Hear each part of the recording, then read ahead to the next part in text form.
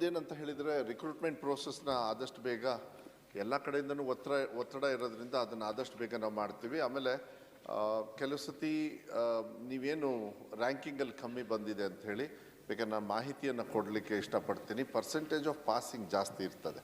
ಹೋದ ಸತಿ ನಾವು 20% ಇದು ಬೇರೆ ಕೊಟ್ಬಿಟ್ವಿ, ಏನು ಗ್ರೇಸ್ ಕೊಟ್ಟಿದ್ವಿ. ಈ ಸತಿ ಯಾವುದೇ ಥರದ ಗ್ರೇಸ್ ಕೊಟ್ಟಿಲ್ಲ.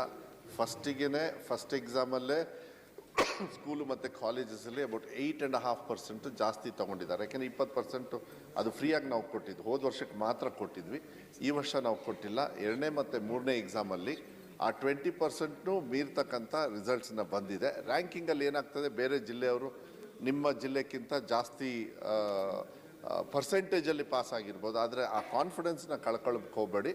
ಬಟ್ ಶಿಕ್ಷಕರ ನೇಮಕಾತಿನೇ ಇದಕ್ಕೆ ಸಂಪೂರ್ಣವಾಗಿರ್ತಕ್ಕಂಥ ಪರ್ಮನೆಂಟ್ ಸೊಲ್ಯೂಷನ್ನು. ಅದನ್ನು ಆದಷ್ಟು ಬೇಗ ನಾನು ಮಾಡ್ತೀನಿ ಅಂಥೇಳಿ ವಿಶ್ವಾಸವನ್ನು ಕೊಡಲಿಕ್ಕೆ ಇಷ್ಟಪಡ್ತೀನಿ. ಅದೇಗೇನು ಇಂಟರ್ನಲ್ ರಿಸರ್ವೇಷನಲ್ಲೇ ನಾನು ತುಂಬ ಕಾಯ್ತಾ ಇದ್ದೀನಿ.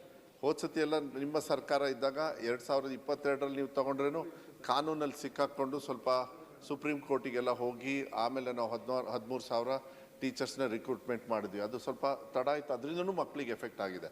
ಆದರೆ ಈ ಸತಿ ನಾನು ಆದೇಶ ಯಾವ ರೀತಿ ಮಾಡಿದ್ದೀನಿ ಅಂತ ಹೇಳಿದರೆ, ಯಾವಾಗ ನಮಗೆ ಇಂಟರ್ನಲ್ ರಿಸರ್ವೇಷನ್ ಕ್ಲಿಯರೆನ್ಸ್ ಬಂದ ತಕ್ಷಣ 3 ತಿಂಗಳು ಇಲ್ಲ 4 ತಿಂಗಳೊಳಗೆ ಭಾಳ ತ್ವರಿತ ರೀತಿಯಲ್ಲಿ ನಾವು ಮಾಡಬೇಕಂತ. ಬಿಕಾಸ್ ಇಡೀ ರಾಜ್ಯದಲ್ಲಿ ಹೈಯೆಸ್ಟ್ ರಿಕ್ರೂಟ್ಮೆಂಟ್ ಆಗೋದೇ ನನ್ನ ಇಲಾಖೆಯಲ್ಲಿ. ಆವಾಗಲೇ ನಾವು ಮಕ್ಕಳಿಗೆ ನ್ಯಾಯವನ್ನು ಕೊಡ್ತಕ್ಕಂಥದ್ದು ನಾವು ವಿಶ್ವಾಸವನ್ನು ಕೂಡ ಸದನಕ್ಕೆ ನಾನು ಕೊಡಲಿಕ್ಕೆ ಇಷ್ಟಪಡ್ತೀನಿ. Recruitment is the permanent solution for this. ಅದಾದಮೇಲೆ ನಾವೇನೇನು ಕಾರ್ಯಕ್ರಮ ಹಾಕ್ಕೊಂಡಿದ್ದೀವಿ ಅದನ್ನು ಕಾರ್ಯರೂಪಕ್ಕೆ ತರ್ತಕ್ಕಂಥ ಕೆಲಸವನ್ನು ನಾನು ಮಾಡ್ತೀನಿ.